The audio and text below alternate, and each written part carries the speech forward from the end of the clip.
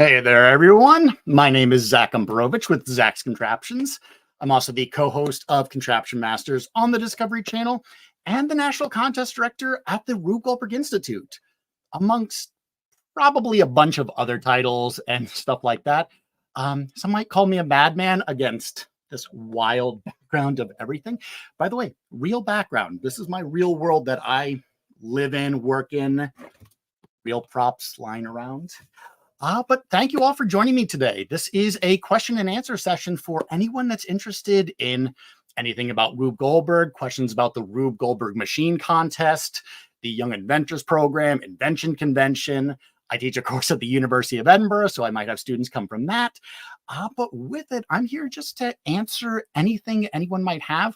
And if nobody has any questions, I'm more than happy to go through the rule books, do some clarifications. We've had some updates recently, which exciting, nothing major if anyone's concerned about that. Just good information. We now have a national contest date, so I'll be covering that. But as, of course, just shout out in the questions, or excuse me, shout out in the comments what your question is, what I can help you with. And if not, I'm just going to get started and get rid of this banner that is scrolling. This is my first time ever going live, by the way. I've done TV, I've done all those other things, but I've never done YouTube live before. So this is a new experience. I hope it goes well. If it doesn't, then, well, it's like everything else, Rube Goldberg. There is an element of failure to this. So with it, again, if anybody has any questions, I know we have several teams here. By the way, shout out to Jack and the Gorge Makerspace. I weirdly know exactly where White Salmon is. That's right by Mount Hood. I just drove down I-84 down the Hood River a couple months back, actually. So I weirdly knew exactly where that was. And I was like, oh, that's kind of cool. The other folks joining us, thank you again for joining us. But with it, so while I wait for questions, what I'm going to start off doing is I'm going to go with the Rube Goldberg Machine Contest. I know we have a lot of teams here, and I think a lot of them are here for the Rube Goldberg Contest. So what I'm automatically going to do is I'm going to throw up my screen to have the Rube Goldberg Machine Contest on it. We're going to make sure that that lovely backdrop is out of the way so we can get that. No, I think we can center it even better. We can do better. There we go. And let's get the other overlay out of the way. There we go. So the Rube Goldberg Machine Contest has been radically it's been so improved this past year. And I'm so happy to be a part of it. This is my first year as the National Contest Director. However, I've been doing Rube Goldberg for 30 years. I was a part of the contest for 8 years, in fact. And I was a regional contest director, and this is my first year as the national contest director. And Rube Inc. has given me the full reins to take it over and really make it something that is easier for everyone to participate in. A big element that I wanted to do was simplify the scoring system and just be really transparent along the way. A big problem in years past was that when people were judging these Rube Goldberg machines, especially even at the national levels, a judge might come in and then just point, I like that one. And it wasn't really clear as to who was winning, who was not, what the reason was. It was certainly a case in my experience in 2012, 2011 even, whereby another team won just because the judges said, yep, that one. And they didn't even follow the scoring. So that's something I really, really wanted to improve upon. With it, I'm just going to keep on rolling through. So we do have 4 divisions. I am curious as to, I know we have several teams here visiting. I'm curious which division it is that you are from, because I can pull up the very specific division rule book that you want me to talk about. If you do want me to talk about that one, I'm just going to start with the collegiate, as it's kind of it's a catch-all. There's not a huge difference actually between college and high school, and then the other two being apprentice. I should know this. Apprentice and Division 1. So there's not really huge differences between the two, but I'm going to start with the collegiate. And if somebody throws out in the comments which one they want me to switch to, I'm more than happy to do that. Registration opens for the contest. Division 1 and Division 2. Perfect. So I will switch to that one immediately for that. Division 2. There we go. See, look, I can immediately switch to, look at that. That's conveniently the same one. So Division 1 and Division 2, basically the same rule book, just the minor changes of steps and whatnot. I'll cover collegiate as we go through. But registration for teams opens up on October 10th. So that is next Tuesday. All teams are welcome to register, even if you don't have a host location. What we're going to be doing is we're going to, at Rube Goldberg Inc., we're going to pair you with the host location. If you don't already have one, if your school isn't hosting a location, we're going to pair you to one. And that kind of saves you the trouble of worrying about it, so to speak. And we've really, really wanted to make it clear that anyone, anywhere can participate in this contest, even if you don't have a host location nearby. And we're offering something that's called the Remote Regional Contest, whereby if a team isn't able to get to a host location, they're unable to host the contest themselves. Or again, there's a whole host of reasons. We get emails all the time. But if there's any reason as to why that, any reason that you're not able to host it, we do have an option now where you're able to compete remotely for the regionals, which will then still give you the ticket, if you win, the path to bring you to nationals. So with it, Division 1 and Division 2, I'm glad to talk about those things. We actually have a guest, and it is from the collegiate version, where I'm going to add to the stage the Purdue University team, whereby they're Division 4, they're collegiate. I know them. They're going to have fantastic questions whom they are going to, it's going to cover all divisions as well, because again, the only real differences across everything is the number of steps and the size of the machine base. So with it, welcome to the stage, bringing back the rulebook. Welcome to the stage, the Purdue Rube Goldberg team. Hello. Awesome. Welcome. Thank you guys for being here. And what a pleasure. Any teams, mentors? Mentors? Yeah, so we have a smaller party than we initially imagined, but we've got a few of us here, and we've got a list of questions. If you want, we can jump right in. Yeah, absolutely. Yeah, if you'd start with, I guess if they're not collegiate based, if you start with those, just because I want to make sure that the Division 1 and Division 2 people who are here, we kind of cross the information if that's possible, and then I'll answer the collegiate specific at the end if that's possible. Okay, yeah. I think most of the questions that we have are probably more towards the collegiate. Just ask them, and I'll punch through them, and then I can, again, if somebody has one from Division 1, Division 2, certainly happy to punch that in. Okay. Well, the first one on our list, we have a member on our team that is very excited about the prospect of controlled arcing. So the question is, how would we go about getting approval for an arcing step? So this does apply to everyone as well. So not just controlled arcing, but any of the approved Rube Goldberg steps. What you simply have to do is send me an email, just either with a sketch, a doodle, an example, maybe you've already built it. And what you're going to receive is literally a yes and no in the form of a certificate. If it's a yes, something that you'll be able to present to your regional host and say, yep, this was approved by Zach. Again, that's if something goes out of bounds. That's for the electrical arcing. That's for water-based steps, division dependent. And more, if I say no, I'll give you the reason as to why no. But really what I'm looking for is just demonstration that you know what you're doing. And again, safety is the utmost priority to anyone in this contest, whether they be judges, hosts, the location itself. So, we just want to make sure that we are being safe. And if you demonstrate that you're doing something well and you have a good knowledge about it, especially in the case of controlled electrical arcing, I'm one to talk because, that's a Tesla coil right there that was featured in the 2010 Rube Goldberg machine and quite a number of others. So it is very possible. Do you need a circuit diagram? It doesn't hurt. Certainly if I have questions, I can have someone from the ZyynLabs team, my production company. They know circuits a little better than I do. I'll be fully honest there, whereby they can look it over and determine if there's any flaws, anything like that. Controlled arcing, especially being kind of like one of our top tier, riskiest things that anybody in this contest could do. But again, for the Division 1, Division 2, we have elements where things can go out of bounds if you really want to be crazy and creative. And, you know, again, like I envision, I put it in the rule book of like 400 ball pit balls just leaving the area. I think that'd be phenomenal if I saw that. And, you know, I just want to make sure that, you know, we respect the space, we respect the host, but I want teams to have freedom, and something that wasn't, you know, something that wasn't available in the past. Okay. Sounds good. We will be sure to do that.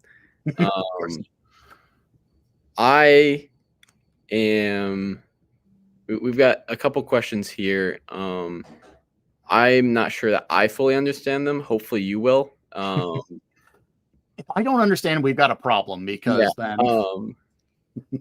So both of them are electrical, but this first one, I believe, is talking about the electricity that we are able to bring into the machine.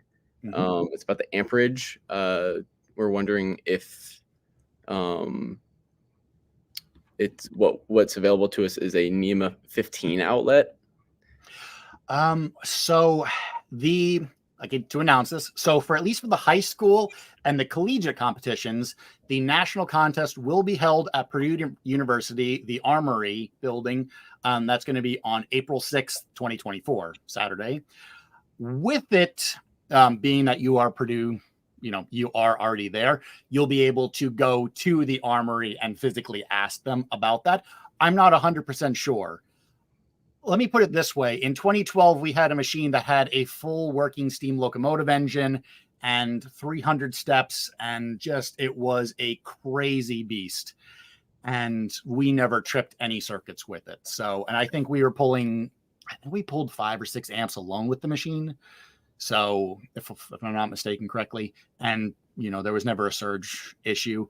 The Armory especially is brilliant because they have a lot of dedicated circuits all throughout. So I don't imagine there'll be any problem, but you're going to get a standard 110 volt outlet. You'll have access to that, which then you get the 2 umbilicals to your machine, any body, any division, whereby it's a single electrical cord that plugs into the wall or a surge protector, depending on what your host is. You get that electrical cord into your machine. You can distribute it however you want, 100 different ways.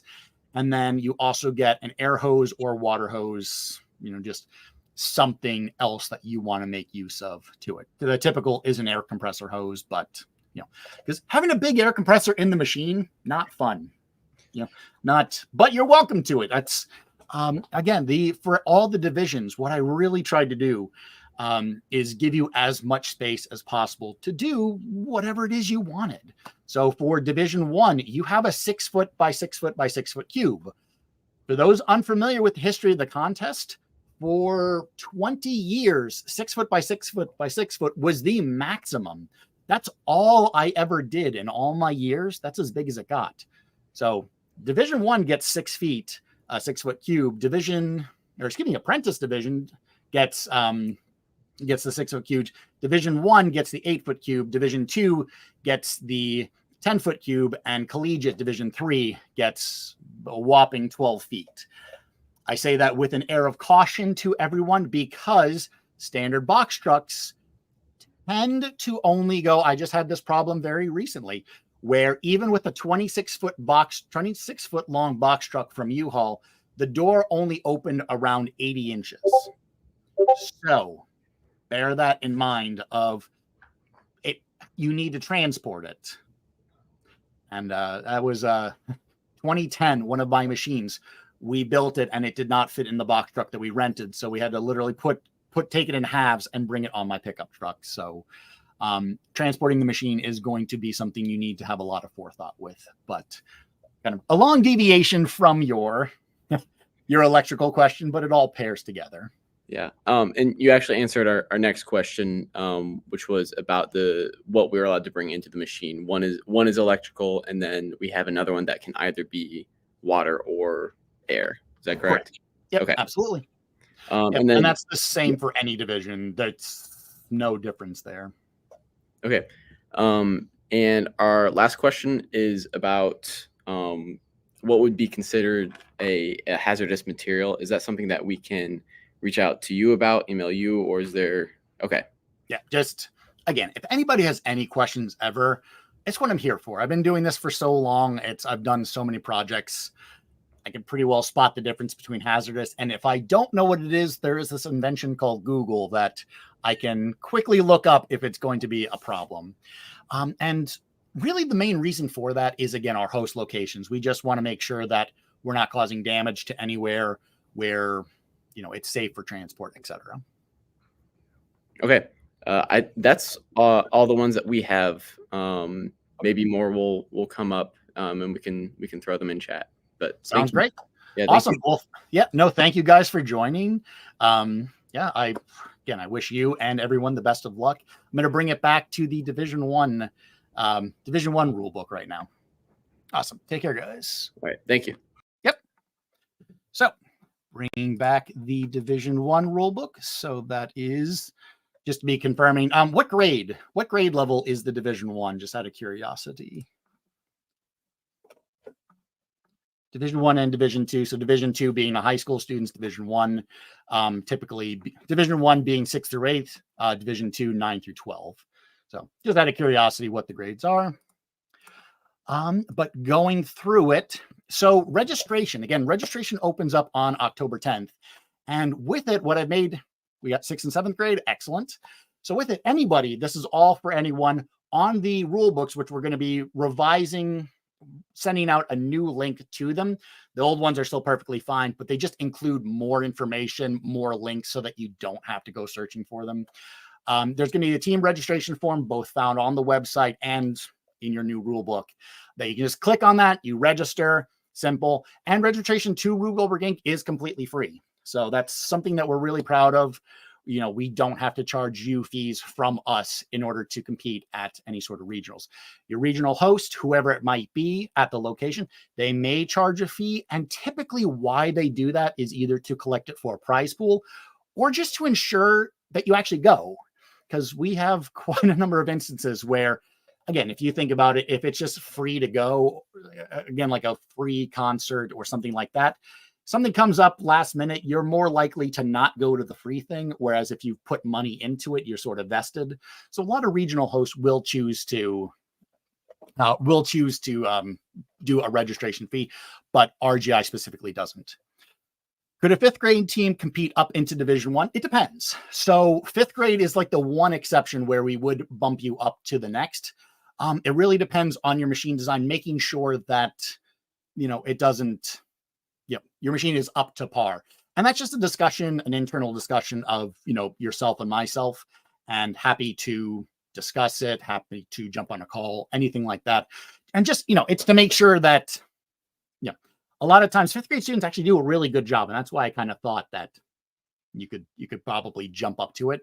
We also do have revised rules for the apprentice and Division 1s, whereby if you find that the rules are a little too easy, so to speak, you are welcome to, it's kind of an application through us, whereby we provide you an alternative set of judging criteria, and you're actually kind of being judged at the high school level at that point. You'll still meet all the classifications to meet your division to compete in the nationals, because we got to do apples to apples there. But we do have a method where if you want an extra challenge, because we understand the apprentice and Division 1 can be a little on the softer side with judging, we do have that opportunity. With it, the hosting, making sure you guys actually show up. There are the little cancellation fees if you're within a certain amount of time. Again, the hosts put in a lot of time and effort into this. For myself, I didn't think it would take this long, but this rulebook revision has about three solid months. And I just checked right before uploading it to the stream, and I'm on version 202 for at least the collegiate version. That's kind of like the main one, and then I filter it down through the others. But I've altered it significantly 202 times. There's been a lot of thought and dedication into it. And again, if you have a question, if you have a comment, if you have a concern, by all means, let me know, because we really want to tailor this year to something that is sustainable for the future. Fun fact, this is the 35th anniversary of the contest. So yay. That's also why I'll bring that up. The 35th anniversary, we are bringing back the very first task that was ever solved. And that was to put toothpaste on a toothbrush. fun little video right here, whereby, share screen, put that on, whereby, we want anybody to solve the task as creatively as possible. So let's just bring it onto full screen. And this is one that I did at the most recent project, whereby 9 balls. The toothpaste cannon. Minty. So with it, add to stage, bring that back. Figuring out which one is the correct button is going to be fun on these things. But yeah, so this year it is, again, putting toothpaste on a toothbrush. And that is the very first challenge that was ever given out in the entire Rube Goldberg contest. And, going back to our roots, we just hope people solve it really, really creatively. Don't just go for the simple, a classic domino block falling on a tube of toothpaste. I put it very ambiguously in the rule book, whereas if you want to make anything into a toothbrush and if you want to use anything as toothpaste, go nuts. I think it's hilarious. It adds to the Rube Goldberg spirit to brush your teeth with peanut butter, use something. I think I put a toilet plunger and mop bristles. Maybe you have this giant novelty toothbrush and only the tiniest little drop of toothpaste or something gets on it. That counts. That counts in solving the task. So really looking forward to the creativity, because again, this contest brings out such a strong presence in the STEAM world of, I guess, more creative individuals than I think I see in anything else, even more than FIRST Robotics, which I'm sort of semi a part of. I don't really want to say, but so again, once you register, once you go through that whole process, we'll determine where you're going to compete at. And if you do end up needing to compete at there is the remote regional, I'll bring that on. We kind of imagine that the remote regionals is going to be more of a collegiate thing, just with collegiate teams. This is the very first year that they're coming back into the fold. Collegiate wasn't in the Rube Goldberg contest for, I believe, 4 or 5 years. And so we really needed to envision a way that we can build the program back up. And that's the remote regional information page. And this is found by clicking in any rule book. You can find the separate sub sheet. It gives all the information, what the classifications, and if you do have to do this, then it really is just a Google Drive with video of your machine working flawlessly and unedited. It's kind of the short version of that whole page. But if that needs to be a case, then so be it. And when it comes time, we will, I'll direct you. That's what I'm here for. We were planning to host conversations. We were told to pay $500, hence the eventual charge to teams participating. Yep, absolutely. So excellent. I'm very glad that you're hosting. When you do host, you will be given quite a lot of materials. Number one, we give you all the information to host the competition, all the documents, PR pieces, certificates to print out and award to students. And what that also gets you is a private session with myself. So you'll get a session with me, and you'll get a session with Rube Goldberg's granddaughter, whereby, again, we'll be able to talk with the students, brainstorm with them, help them in any way that we can. And exactly, yeah, charging that fee does offset the hosting cost, because in an ideal world, somebody would pay us just $1 million in order to host this. But Rube Inc., while it's free for the students in order to host, there does have to be that small $500 charge, which, okay, for some educators, it's not that small. Others, it's a drop in the bucket. And again, we are able to work with people. We understand that there are different circumstances, but we give guidelines as well as what to charge the teams, what's a good number. We recommend per team versus per individual, stuff like that. With it, moving on to it. So again, we're working on the Division I rule book at the moment for the contest.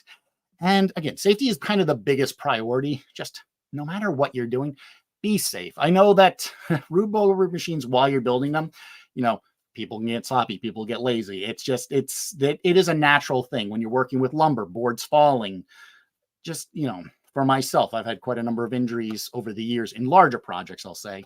But again, we just really want to focus on safety. We really want teams to show up and demonstrate that these are well-built machines that aren't going to harm anybody, harm anybody or anything.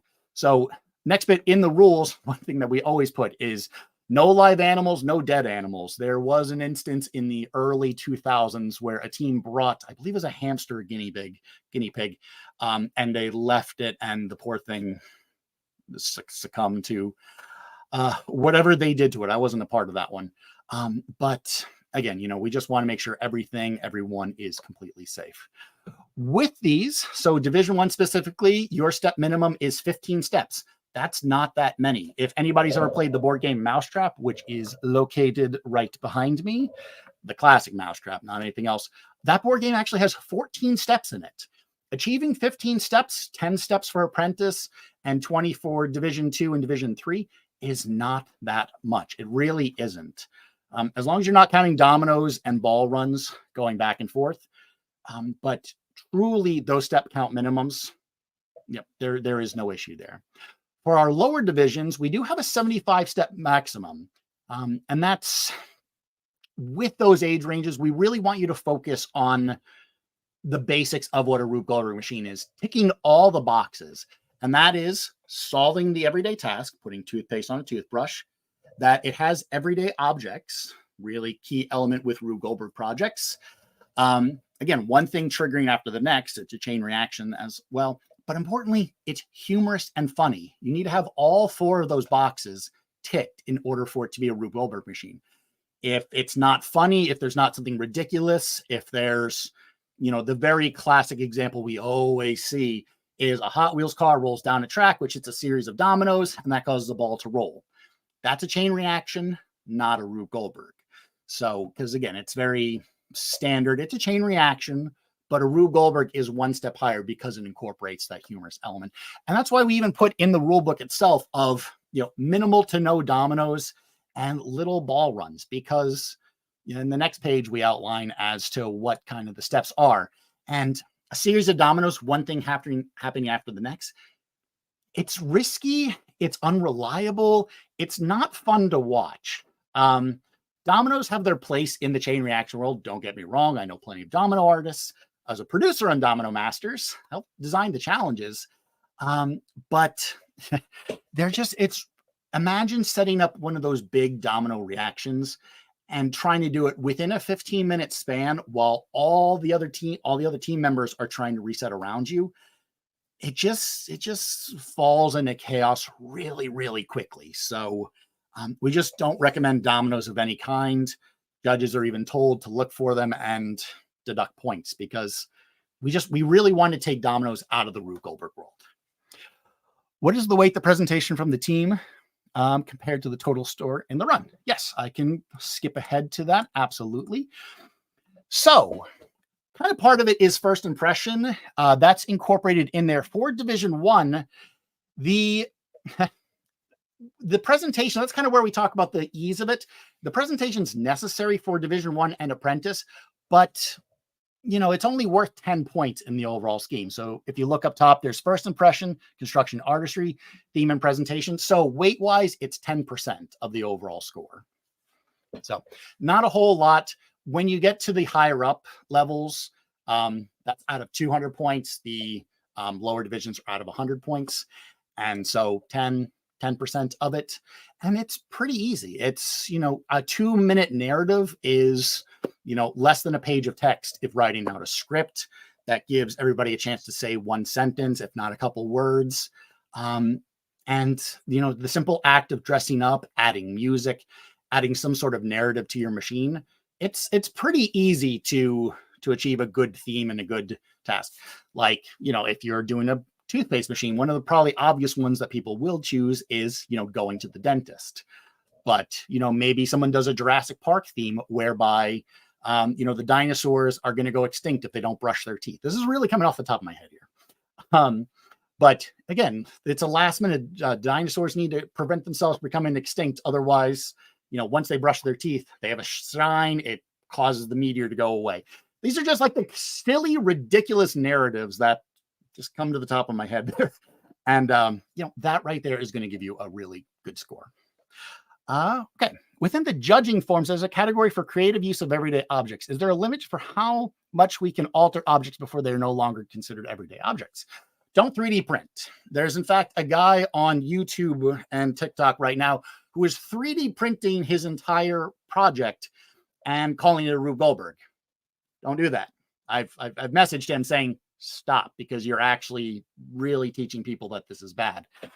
No, there's not.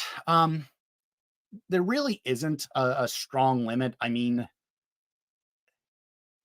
that's a good question and a little bit of a stumper where, I can envision all the things in the world, but, unless you're cutting a tire into a million pieces and it becomes rubber pieces at the bottom, it doesn't feel like you could overstep that boundary. If you give me an example, more than happy to kind of throw out what you think, because I know, Purdue, you guys are crazy. You guys have, again, you're already talking about electrical arcing and you want to know the power requirements. So I'm genuinely curious what you mean by that question.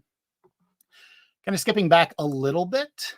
So yeah, the footnotes, just basically what the steps are, talking about, again, we really want those larger, more visual steps. And think about it where, like, I'm way back here, about 8-10 feet away. That's about what your audience is going to be. When you're building your machines, take a step back and be able to, really appreciate what your machine is doing. It's so many times that you're in the thick of it, and like you kind of forget. It happens to me as well. But really step back, let somebody else trigger the machine and watch it. And if you have a hard time following it from that distance, then consider a redesign, because the judges are going to be a little bit closer, but the audience is also whom you're trying to win over. And if nobody can understand what's happening, what's the point?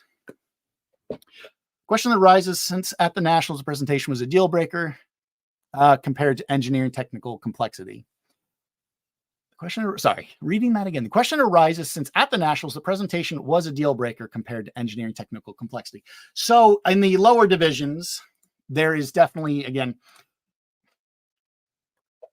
trying to think of a good way to put this, of first impression, the judges themselves are looking at the technical elements of the machine. They're going to be able to see that.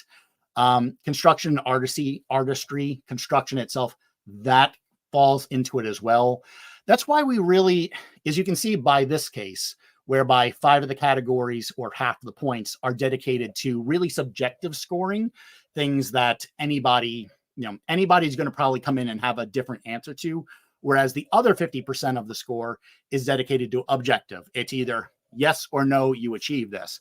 So either your task was completed, the interventions, the steps. So again, for the Division 1 and Apprentice divisions, you do have a bit of a lacking on what the scoring is, and I'll show you what I mean by that. So adding to the stage, the collegiate. Scooting forward. So as you can see, the collegiate and high school Division 2 have 2 separate forms, whereby one of them is completely judged subjectively by one person, and they're looking at all those different elements, whereas another one is a referee form, and that's objectively, whereby no matter how many referees we have on site, 2, 10, whatever, all of them are going to achieve the same score. And no matter what, we still, everybody's going to cross-check one another. The judges are all average, so that not one judge's score is more important than another. So that's kind of, I totally see what you mean about wanting to bump up to the next division. And if you do want engineering to be more of a focus in your machines, that's where definitely have that conversation with me, and we can send you the higher, the next level rules to tweak for your division. So good question there. Going back. So let me focus back on Division 1. With it, kind of moving forward, contest officials, pretty straightforward. For the lower divisions, like I just mentioned, one section just has judges who are doing everything, both subjective and objective scoring, whereas in high school and collegiate, there are 2 separate sets where, again, somebody's doing just purely subjective, how they feel about it, and objective. And you're going to have a whole host of judges for nationals, particularly, It says 3 minimum, but there could be upwards of 10, I believe we're currently planning. And again, everybody's is just it's just the average score of that. So not one judge. I'm not the judge either. I'm the scorekeeper. So I'm making sure that everybody does their job properly and that a fair winner is declared. So kind of really important element there. Scorekeeper, again, just mentioned that. And really important. So, while I would love to not have to charge hosts money, or Rube Goldberg Inc. not having to charge money for it, we do rely a lot on volunteers for 90% of what we do. And, really be considerate of them as they get to the contest. If there is a problem, if there is a concern, remember that they didn't write the rules. Maybe it was a hosting issue. That's something concern that you can bring up with me. But if there's any problems with rules, stuff like that, you can blame me. You can fall back to me. I don't have a problem with it. But again, I've been working on this for quite a number of years, literally in the past. And in this case, 3 months dedicated this year specifically to the rule book. So really trying to make it a positive experience for everyone.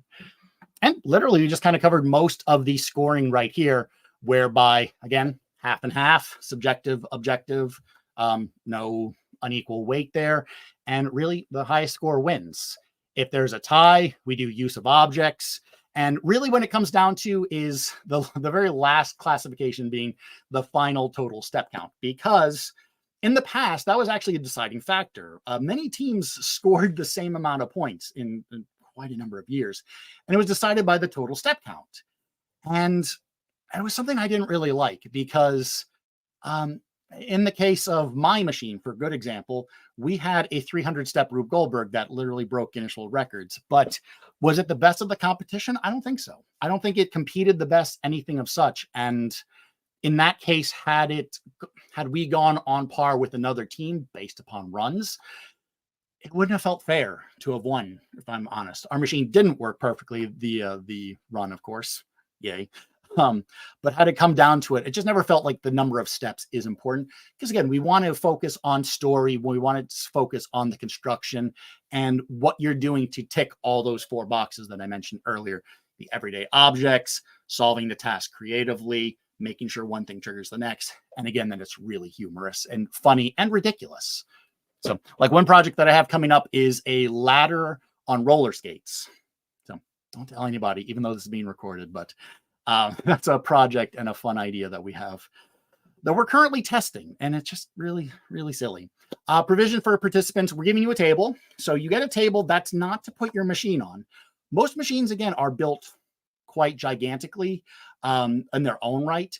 And they're perfectly fine to sit on the floor. The Purdue Armory has a very level floors, but it is something to make note of when you're building it. Make sure your machine is level, or you at least know the difference there. And that has been something that is quite literally crushed. It's every year it happens where, your floor is just a little bit slanted. You have no idea. You're just used to it. And then you go to a contest and then the floor is normal and your marble doesn't roll with the same force and it doesn't have the same amount. And you're wondering what the heck happened. So really, really good tip there. You're going to be building on the floor. We'll give you a table, but that table is not meant for that. Table is, just put your stuff on, have a place, guys. At the national contest, we'll be giving you food, water, make sure you're hydrated.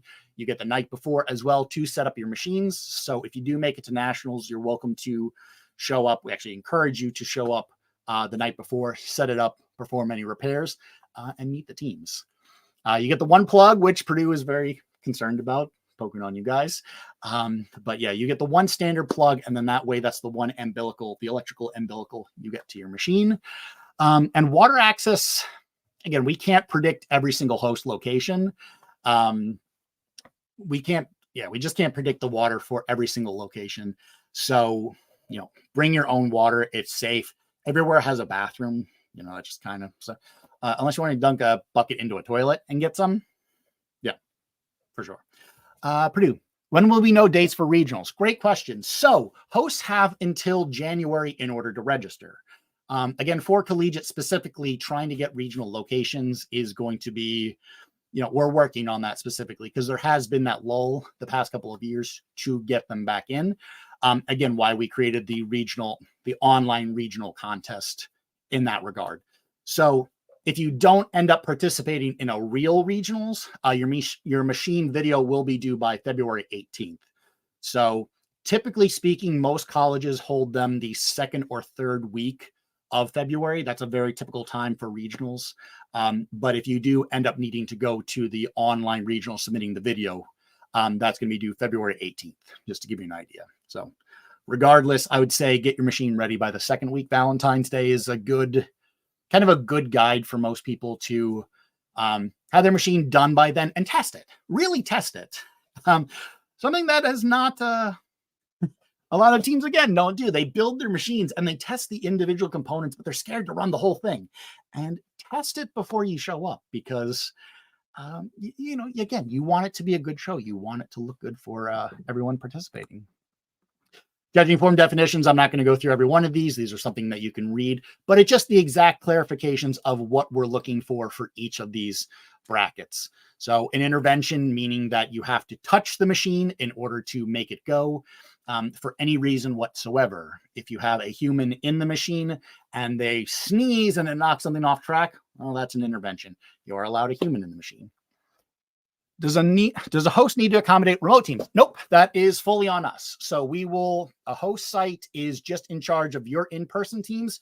We're fully covering all remote.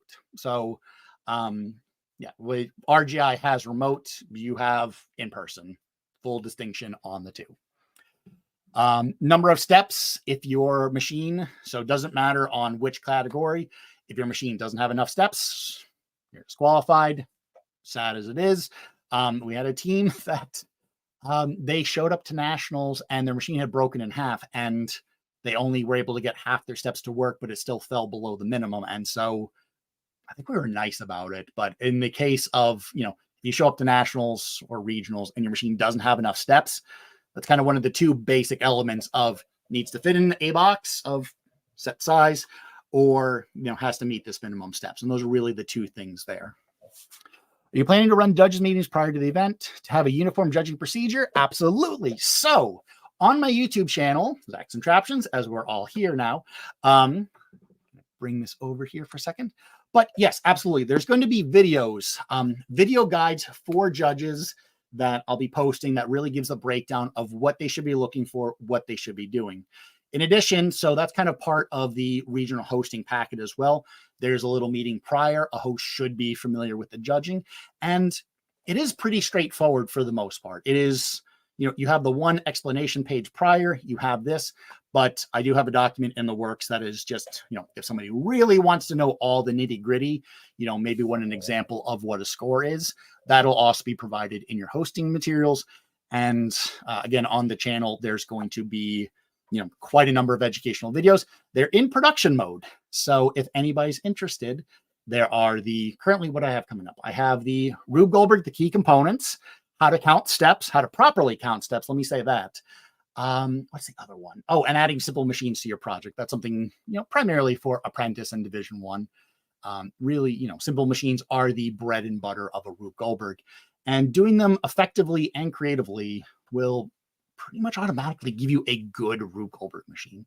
So those are ones that are coming up. But yes, a judges and referee video or just judging one will eventually make its way up.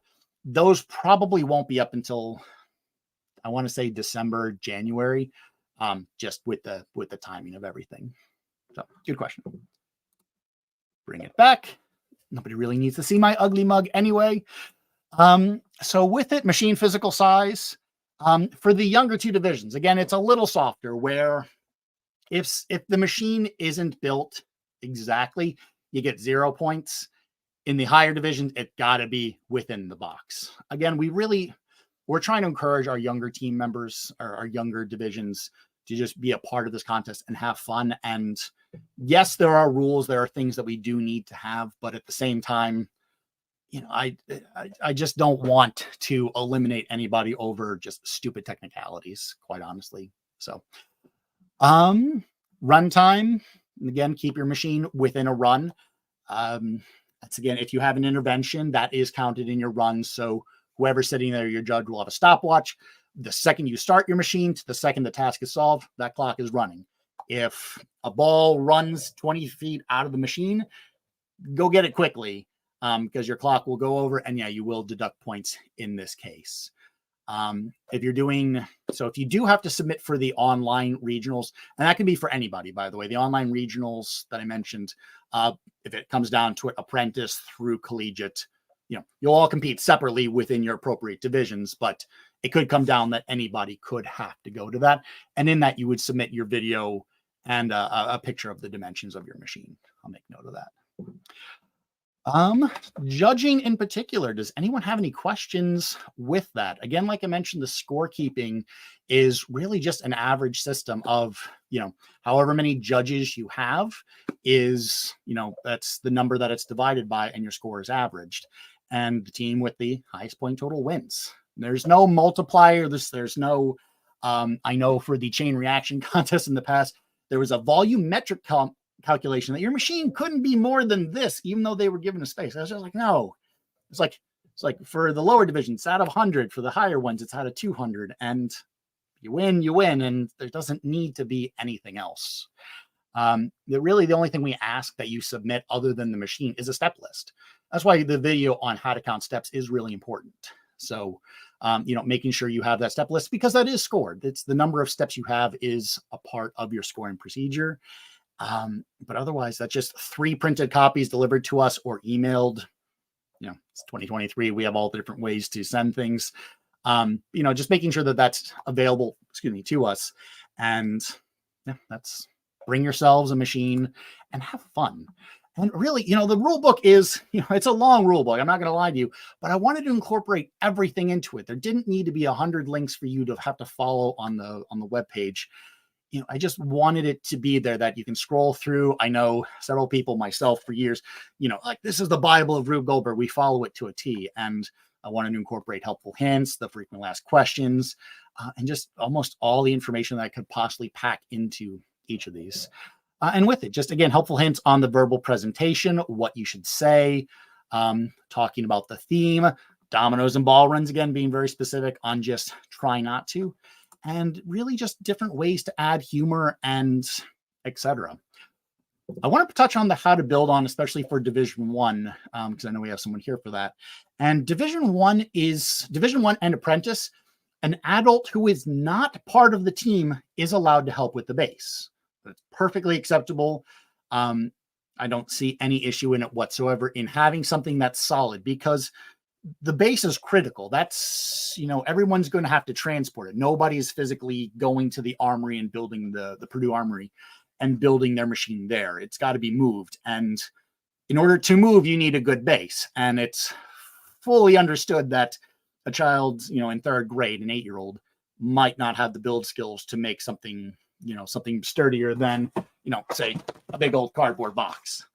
So in a case like that, you're more than welcome, if you're an adult parent, building the base. Again, we've been doing this 35 years. I do this professionally. I build these machines all throughout the year. I can tell instantly when a step is done by an adult versus a kid. I go into schools, I give presentations.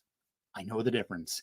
Hosts will be instructed to kind of, hey, if you see that, just they'll make note of it. There'll be a deduction. There'll be the appropriate actions of such.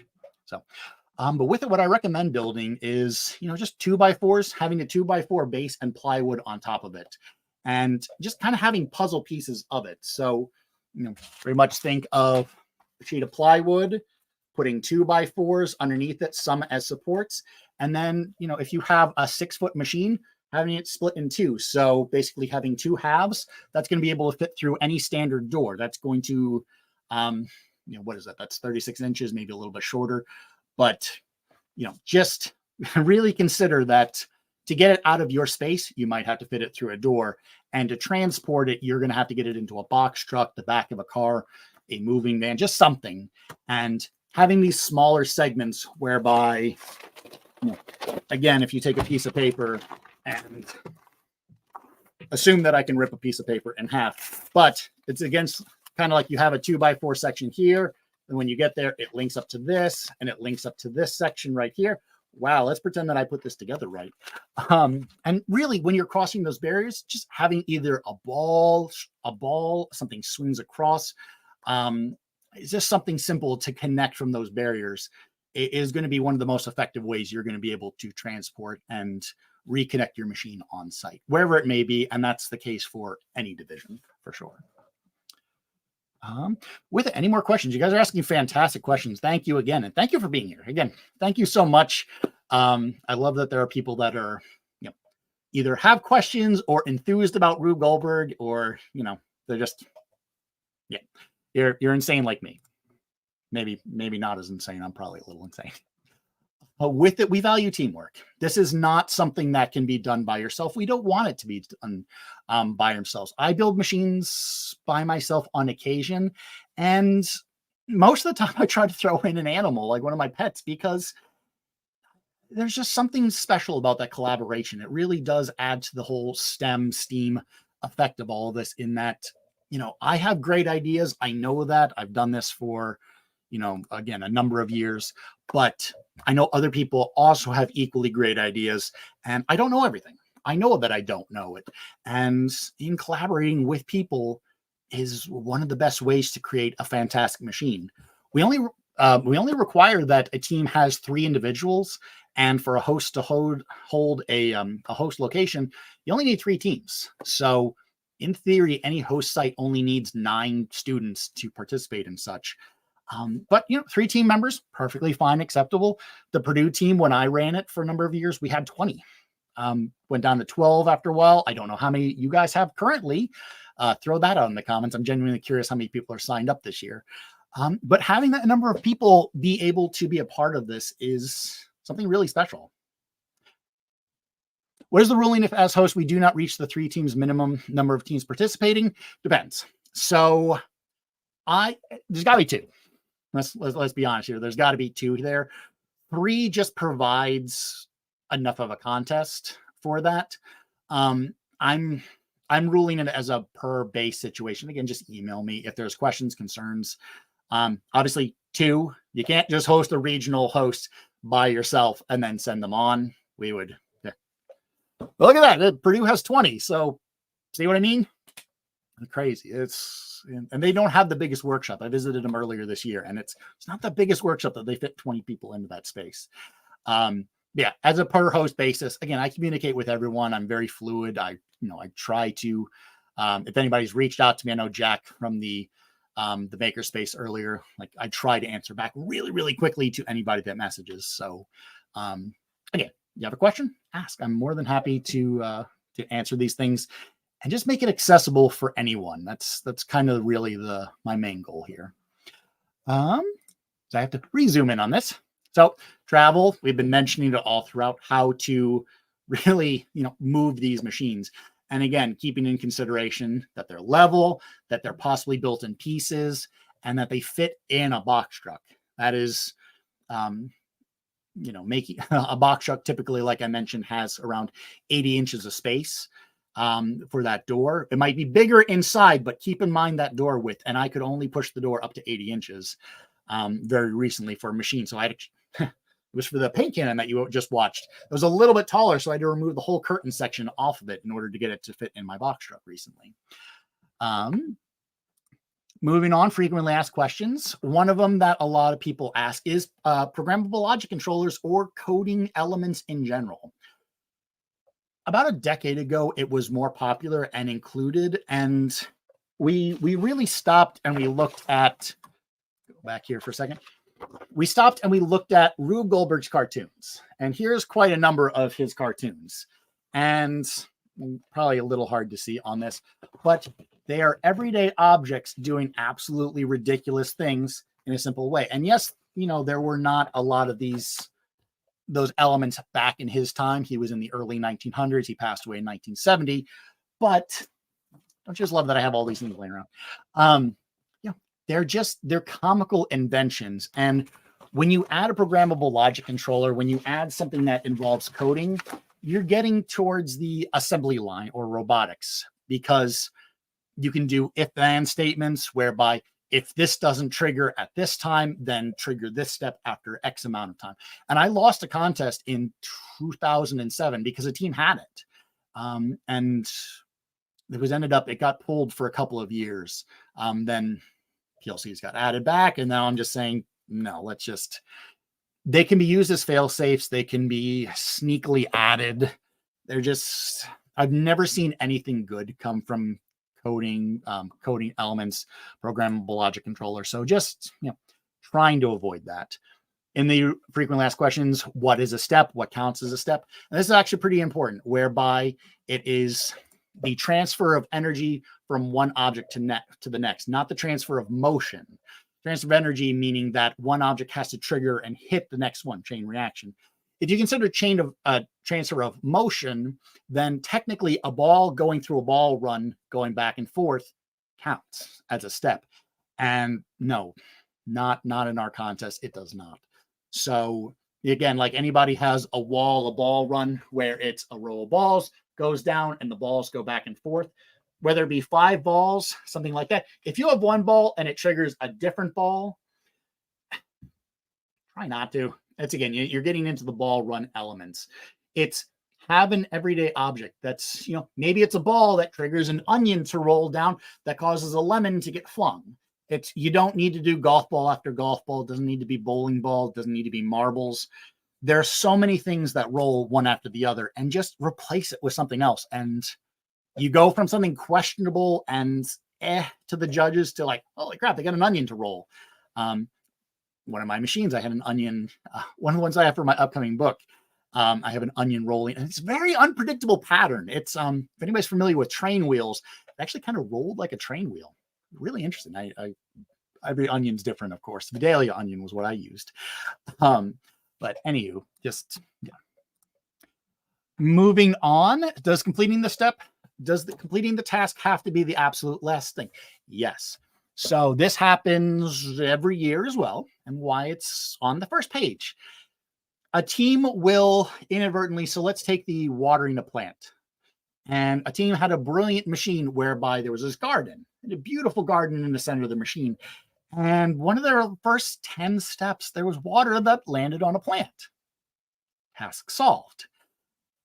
It's, maybe you add plant food, maybe you put on a lamp to show sun, but just in the case of this year, if you put toothpaste on a toothbrush, that's where the task is solved. That's the end of the machine.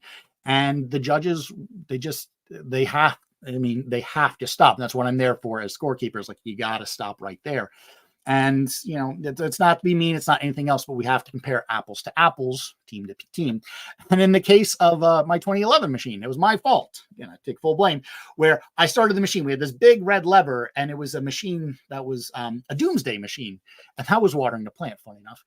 And I pulled the lever, and we actually had these little CO2 canisters that were looking like bombs. And I shook the machine. And I shook it, starting the machine. And it went from step 1 to step 233. The bombs went down, triggered our big siren, and then our plant came out and it got watered. And our task was solved in a grand total of 7 steps, meaning that run was 7 or 11 steps. And our run didn't even count because we didn't hit the minimum for that case. So it's happened to me. It happens it does occur. So just be very careful in that case. If you have something firing toothpaste early on, just keep your toothbrush tucked away. Totally fine, by the way, to pick up your toothbrush afterwards. So the only humans that are going to interact with the machine during it are the person starting it, and if somebody wants to grab the toothbrush afterwards. You can have a human in the machine, so a human can't interact with the machine, but you can have the machine interact with the human. And what I mean by that is you can have somebody sitting in the machine, and was it 2013 or 2014? It was Zip a Zipper. And we had someone from the Purdue team whereby they're standing in there, and there's this bit where it, get off that, whereby the machine actually zipped the zipper on them. Of course, it was for the final step. But if you're a machine that's getting ready, so again, brushing your teeth is one of the steps for getting ready in the day. Maybe a person's getting dressed and your machine zips a zipper. When it gets to the top, it knocks something, it pulls something, what have you. the machine's interacted with the human, but it's going to complete the flow, and the human doesn't cause anything. So have fun with it. It's, again, if you notice from a lot of Rube Goldberg's cartoons, you know, a lot of times, like for example, in this case, very shiny, but this person right here is actually step E in the process. So he's in the middle of the machine, whereby a porcupine is upset because soup spilled on him. He puts his quills up, which goes through the seat, causing the fella to jump and hit a shelf. So it is very Rube-like to have a human do that. And yeah, so I'm sure there'll always be questions on what's legitimate, what's not with that. I'm kind of thinking about it in my head right now of, hey, something happened where it caused the guy to jump. You know, I'm thinking that if you dumped pepper and a human sneeze, that's okay. That's okay, as long as it's not deliberate. Rube Goldberg is all about creativity, and I wish that there was. It's why we have these Q&A sessions literally every single month, and why I have a day dedicated to just answering a lot of emails, or I just keep it up. And, there's just so much variability, and that's what's fun about this. It's, you know, there's no straight answer to what it is that we're trying to do. Any other questions while I'm taking a drink here for a quick second and reminding myself of what else is in the frequently asked questions? What is meant by first impression? That's a question that I've got an email from already. First impression, when you turned on the channel and you saw my background, does that look cool? Does it look boring? Are you intrigued by it? Do you want to find out more about what the heck it is I do? Or, you know, do I just have a concrete wall behind me? Very simply put, as it's a way for our judges to allow that impressionability into it. They're going to walk up to and go, that's a cool machine. And they can give a score right away for such. Could you list the resource videos coming out in January-ish? I can. So I have to pull it up in my Google Drive. So pardon me 1 second as I look around for that. But yes, there is a whole host of videos which are grant funded, no less. So that's kind of one element with everything. Why they take a little bit longer is I have to make sure that they're approved, make sure that they are good for, they meet NGSS standards as well as Common Core. So really good for teachers, by the way. Yay. So very specific videos on the task announcement, competition rules, how to judge the machine specifically, how to do the refereeing for both the apprentice division 1 and division 2. What is a Rube Goldberg machine? The 3 key components, how to solve the task in a creative way. What is a step and how to count steps? Simple machines and Rube Goldberg examples. Dominoes, why dominoes are a disaster. I literally am making a full video as to why dominoes are terrible. Inspiration sources. So literally watching me go through places like a museum, go all around and just really showing you that these everyday objects that you might think are just kind of boring, maybe they couldn't be used. I can show you that literally almost anything can be turned into a Rube Goldberg step. So that's a fun video. I've started that one a bit. What tools are necessary, how to build your base, putting it all together, reliability. Reliability is the key to success. Every single machine that I do, it can be monotonous, but I make sure a step works 50 out of 50 times before I move on.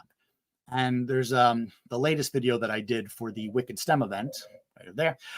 When building it, there's a whole video of me just testing the same thing over and over again, making sure it worked. Because, you know, is there any difference to a musician when they get a note wrong?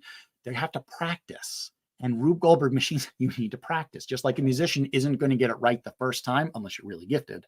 You have to do it over and over again. And for myself, if anything goes wrong, I make that change immediately and I try to fix it. Because a lot of students, especially in our apprentice and division 1, they're going to do something's going to go wrong and they'll just quickly want to reset it and test it again. It's like, oh, it's just a fluke. No.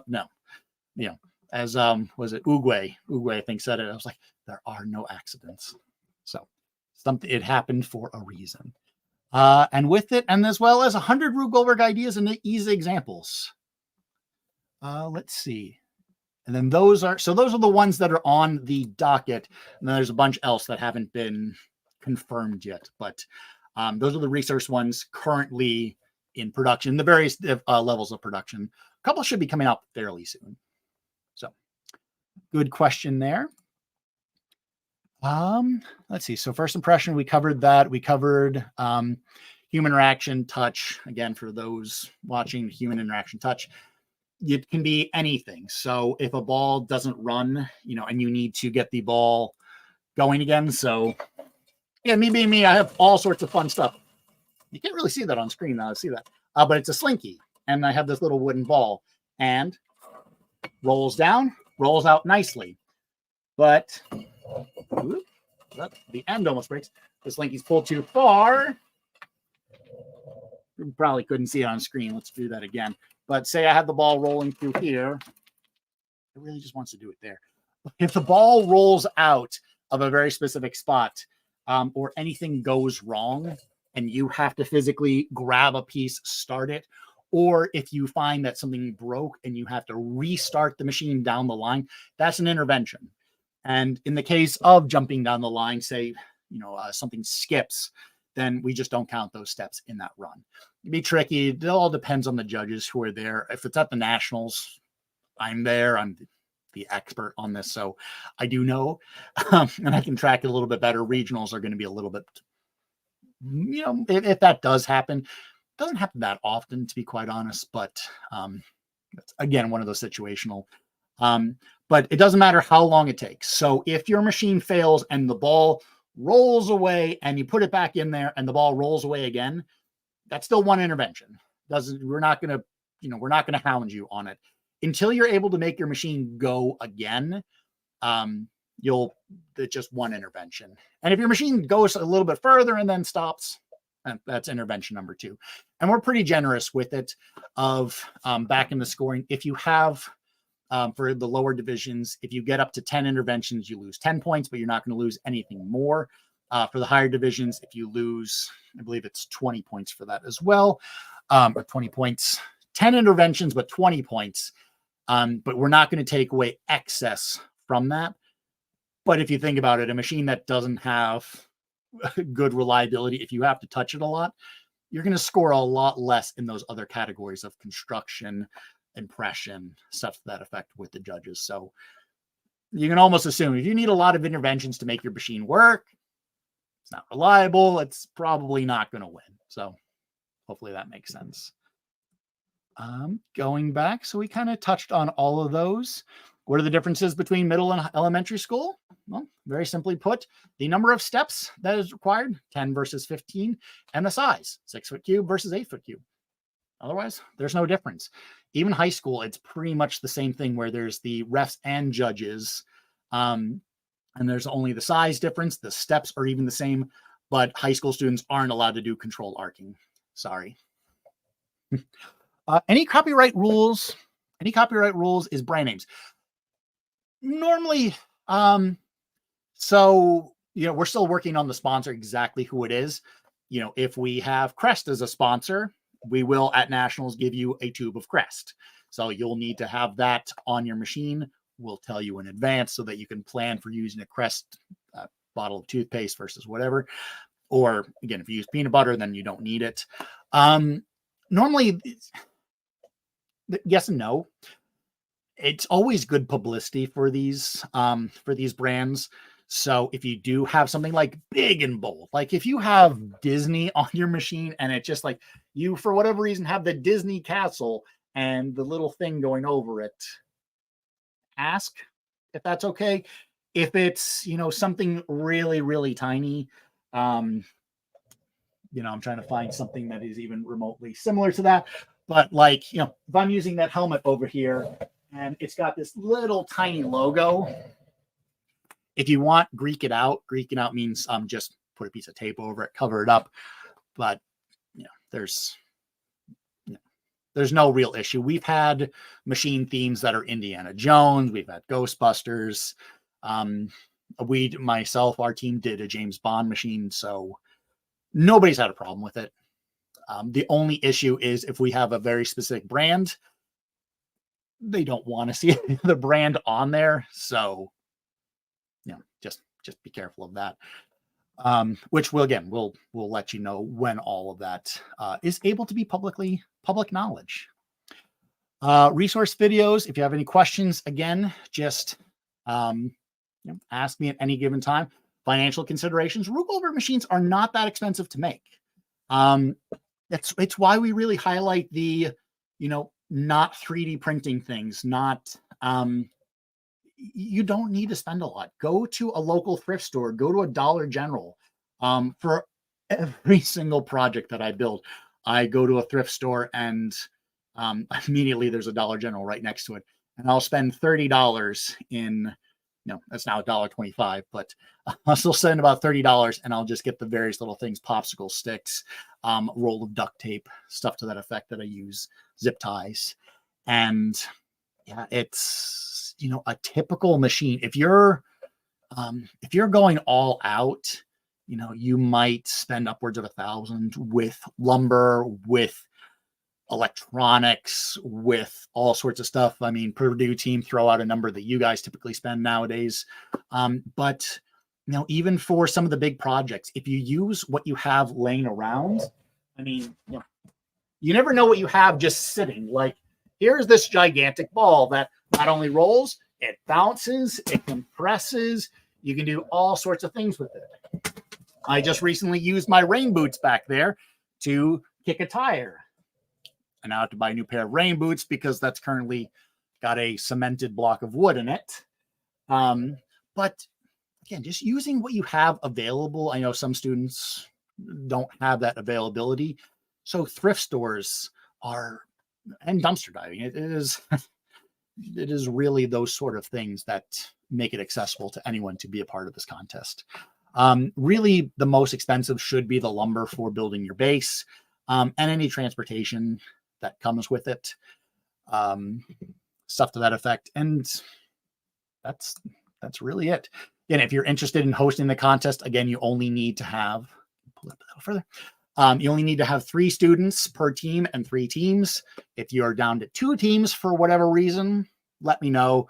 Again, we put it as if you have less than 3, then but again, just there's a big element of just being dynamic with me, telling me about problems as they go along, and we'll do what we can to make things right. Is there anyone here that is from the University of Edinburgh? Is there any interest about the Young Inventors program? So with it, I'm happy to touch upon those different things, whereby if you are from one of the younger divisions as well. So here is the Young Inventors program, where I actually developed a full-on curriculum whereby educators can teach everything there is to know about Rube Goldberg. The education guide, pacing, external resources, Google slides are included, exercises, how to incorporate simple machines, how to design your machines. For example, the lesson plans are all included, and that's all completely free and available online. So great resource for teachers. This is for the Young Inventors program, but it is a collaboration between them and Rube Goldberg Inc., whereby, again, anybody competing in this can utilize them for both. So, with it, so moving on to, does anyone have any hosting questions? Do they want me to cover the hosting bit? Do they want me to cover any more of the Rube Goldberg contest, the collegiate team that is here?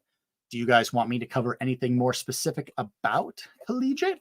I'm happy to answer any questions about machines, talk about them, help you design, brainstorm. I know there's a couple teams here. I don't know if they're still here, but if you have anything that you want me to chat about, I just yacked for apparently 90 minutes. So bless you all for listening to me and put up with it. But with it, again, I just reach out to me. The email address, the Rube Goldberg, zach@rubegoldberg.org. Best place to just, that'll come straight to me. I'll be able to answer your questions. If you have concerns, again, happy to address them. If you're hosting, then you get the private sessions with myself, with Jennifer George, Rube's granddaughter, where we can address things. We can help you with brainstorming. And it's early. The beautiful thing is we're so far ahead of it. I mean, normally the task isn't even released until October, and we announced the task in August. So the fact that I'm even getting to do this in October is amazing. I mean, there has been a huge push in order to revitalize the contest and make it just something that it once was about 2012, 2013. Because like I mentioned, collegiate, Rube Goldberg Inc. actually didn't run it for a number of years. And it fell in the hands of a student organization, a fraternity. And we pulled it back from them. And, we're now, I'm really proud of everything that we're doing. And I'm glad to be a part of it. I hope you all enjoy it as much as I do. Quite honestly there. If nobody has any more questions, so I'll give it about another 2 minutes if anybody has anything. But with it, I'll close it out then. And, I'll wish everyone the best of luck.